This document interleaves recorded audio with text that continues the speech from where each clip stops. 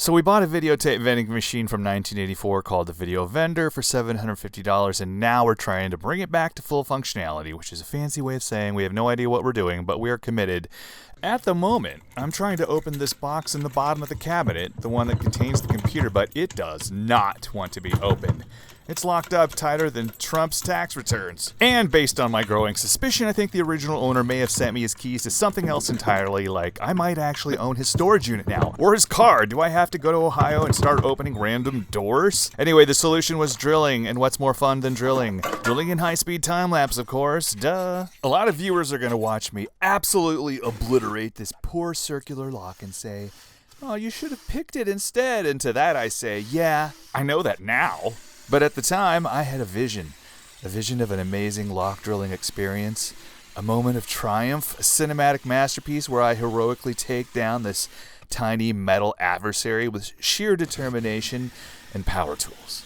But also, how are there so many people out there just advocating for circular lock picks? Like, okay, I get it. You're very into the art of tiny crime. But suddenly the whole internet's like, oh, you don't own a set of highly specific, slightly illegal lockpicks? What are you, a loser? Look, I get the appeal. You get to save the lock. But at the end of the day, I don't care. I'd rather just install a generic lock, the same one I'm using on all my other machines, because, let's be honest, I'm lazy. We did it! Yay! So we open it up and there's hair in the vent of the door. Hair! Just hanging out there with the cobwebs, and I really hope it's not human, because if it is, we have a whole new problem on our hands. Moving past the potential crime scene, we also find the machine's model and serial number plates along with a printout of mysterious numbers, and I say mysterious because they're just there.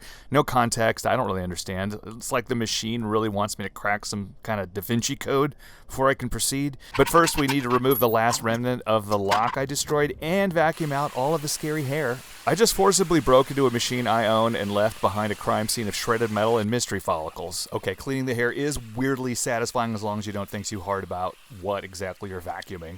Alright, with that horror show out of the way, we can finally start a little tour of the inside of the machine. Okay, let's see what we have here. Manual tape transport controls, very nice, just in case you gotta use your hands.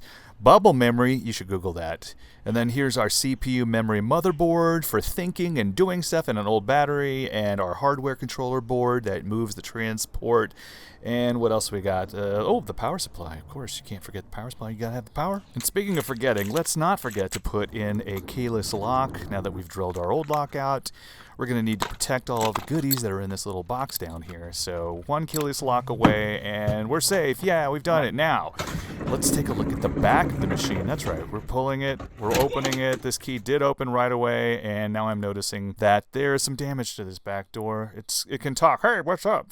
We're gonna go grab some. Let's get some Gorilla Glue. I love Gorilla Glue. We're gonna stick it in there. You know, this glue is not actually made from gorillas. Little known fact there. We're gonna clamp it, and then through the magic of time, 24 hours have passed, and it's completely fixed now. We did it. Let's take the toilet paper that's in the machine and stack it up. There's quite a bit. Now let's take a look inside, and what do we got here? We have got our green screen monitor's neck board. That's got all these adjustments on it. Of course, there's a printer here, and that's what the toilet paper is connected to.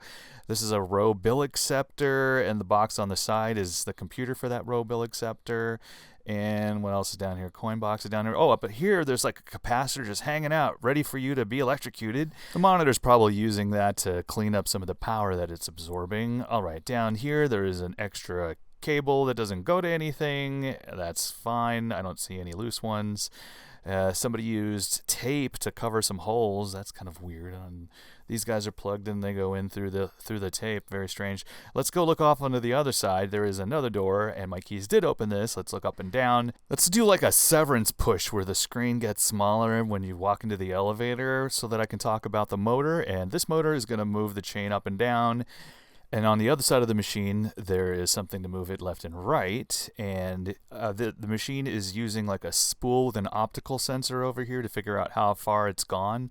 The motor on the other end also has something like that. Now, let's take a look at this door here. This is how you reach inside and grab the tape, and it has little security squishes at the top. One of these is the lock, and then the other one is a switch so that if somebody tries to break in and take your precious videotapes, an alarm will sound. There's a huge speaker I think you saw earlier that was being protected by cobwebs. That guy would go off, scare the perpetrator away, and then they would run like to their mama or something, or maybe their daddy, I'm not sure. And let's not forget the counterweight. Everybody needs a counterweight. Elevators need it, and so does the video vendor. This thing's going to help the transport move because videotapes are heavy. Now, I definitely saw an old battery when we were poking around in the computer compartment earlier, and that needs to be addressed first and foremost because, fun fact, batteries love to leak and destroy things. It's their favorite hobby. Some people take up painting. Batteries take up ruining circuit boards. So first we need to see if this thing is even holding a charge. I grab my Fluke multimeter because every household needs one, right? Like, that's just a normal thing to have next to the cereal and your car keys. I test the battery and guess what? It's putting out 2.7 volts of DC charge, which might be fine, but this battery is ancient and I do not trust it. It's been sitting there for 40 years, probably contemplating its own obsolescence, and I don't want it to get any ideas, so now it's time to break out the soldering iron and release this battery from its 4-decade prison on the circuit board. Technically, you're supposed to add new solder to old solder to make it easier, but that's too easy. And I refuse to do things the correct way, so let's go full commando with it. We're going to use our solder sucker to remove the excess. Eventually, after some light struggling, I did get it out. That's what she said, and there was much rejoicing. Yay. So, we need a 3.6 volt DC NiCad battery, you say. Fascinating. I decided to wire up a positive red wire and a negative black wire because those are the colors, and I respect the system. To check how much power the video vendor is planning to deliver to our replacement battery. Now, I assume it's going to be somewhere around 3.6 volts, but you know what they say, better safe than sorry when you're about to trust a 40-year-old 700-pound vending machine with the ability to start a fire whenever it feels like it. So I do the whole soldering song and dance, a little solder flux here, a little soldering there, and suddenly I have two beautifully connected wires. And now, in record time, we are ready to test the charging voltage with our Fluke multimeter. Because if I'm going to electrocute myself, I at least want accurate data on it. According to the Fluke multimeter, we're getting 4.7 volts DC, which means it's time to hit the road and drive to Ace Electronics in Houston, Texas. And yes, we live in Houston, Texas, but listen, Houston is 500 miles wide. You can drive for an hour and still be in Houston. So saying I'm driving to Houston from Houston makes perfect sense to us locals. Now, Ace Electronics is vintage electronic and super weird. It's one of those places where if you walk in and say, hey, do you have a flux capacitor? They probably do. They also sometimes have free donuts, which is both nice and suspicious.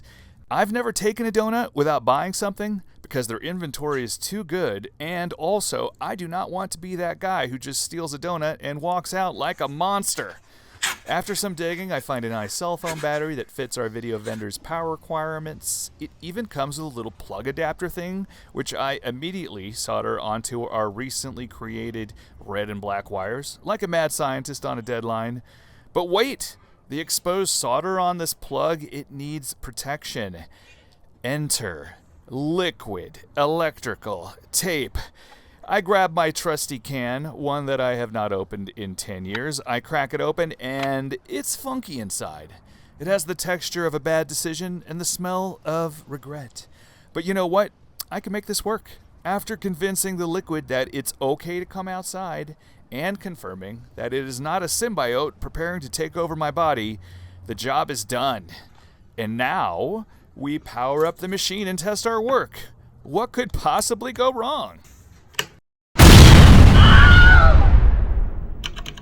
Kidding. Okay, let's enter in a new date. The date's going to have to be in this MMDD format, April 2nd, 2021 in this case, and it's 7:07 Friday.